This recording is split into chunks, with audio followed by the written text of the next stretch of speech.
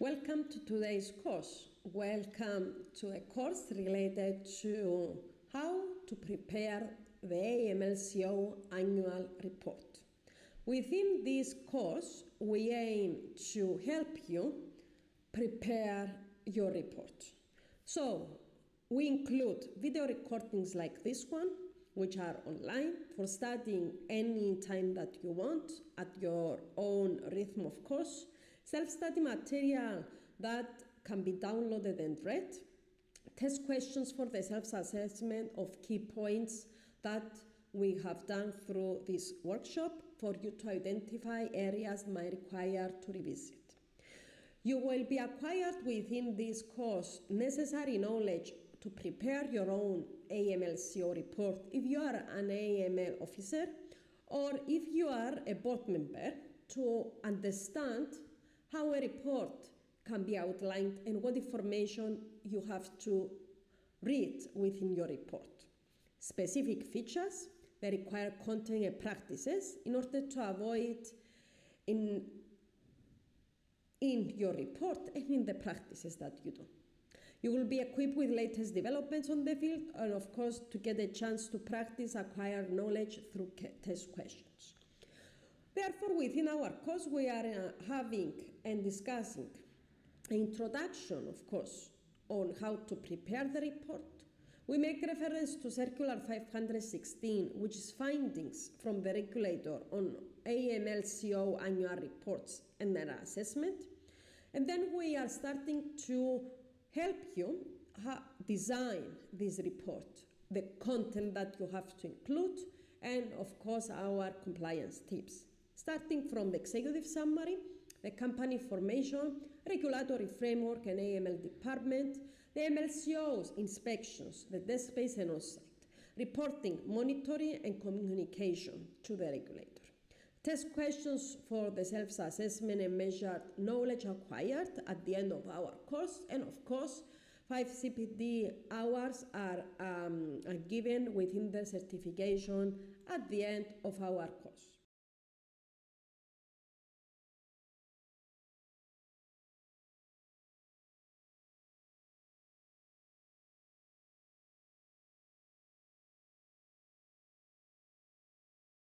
A section of our course with an introduction on how to prepare the AMLCO annual report.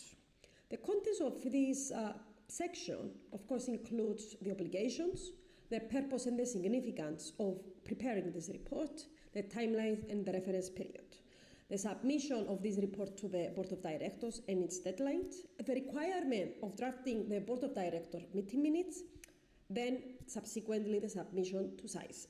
Finally, we are presenting to you the content of this report and how this will continue for our presentation.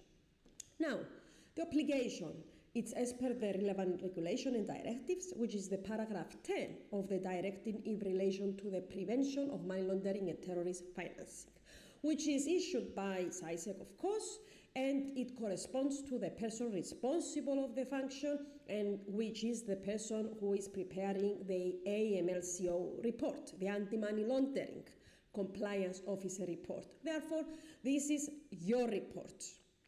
And it is presented, of course, to the management, to the board, to inform about the activities of the company in the preceding year.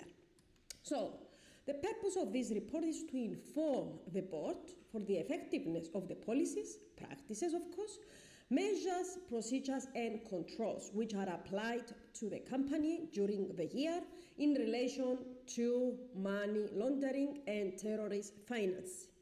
Only. We are having a separate report for compliance, which is a separate function, even if it is prepared by the same person or it's the same person responsible. There are two separate functions here. So,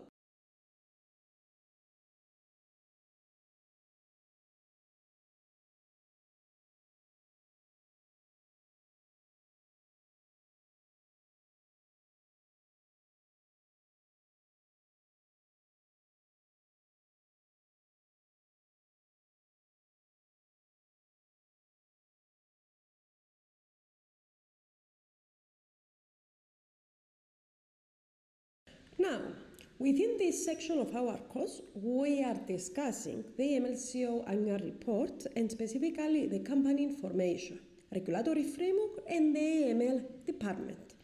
Now, within this section, we are starting actually writing our report. We have discussed the executive summary, which includes information from this section and the next sections of the course. So, this section is very important because you explain to the board information about the company, the clients that you have during the year, previous years, regulatory framework, and the judicial responsibilities of the AML department. Now, the company information, it's a general information about the company and it has to be included within the report, including the company name, any previous names that we had, the legal entity registration, numbers, contact information, register address, websites. The domains has to be approved by the regulator, or if there are any pending authorization, we need to write it because we inform our board about actions happened. Remember that the board of directors consists also non-executive directors. Therefore, those people have to be informed about actions taking place within the year. Any licenses now that we have. Now, an example of how you can write it in your report.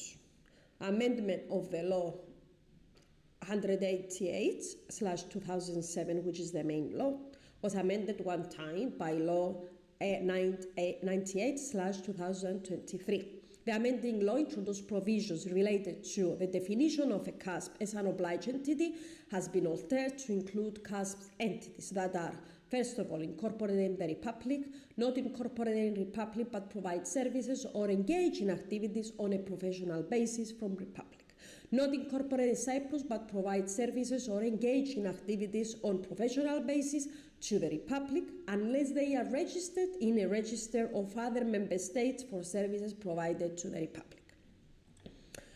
Based on the example, now money laundering. 551 related to restrictive measures. 555 the same. 556 guidance on sanctions and restrictive measures and what you have done on it. 566 the MOGA strategic analysis report. Now, you get, as we said, this circular. You write within your report the subject of it, when this was issued, inform regulated entities what is the subject about it, common deficiencies identified in these areas.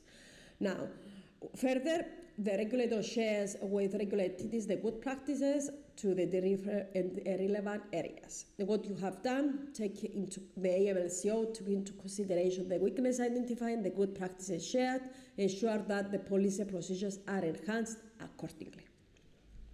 Circular 551, what's related to the restrictive measures, which relates and mentions the amendments of the specific regulation on the relevant sanctions that we have to be imposed, and we have to inform CySEC within 2 weeks on funds and economic resources, monitor closely the developments related. So you have to inform CySEC related to this. So if you informed it, you have to mention it within your report. Same goes with this circular 555.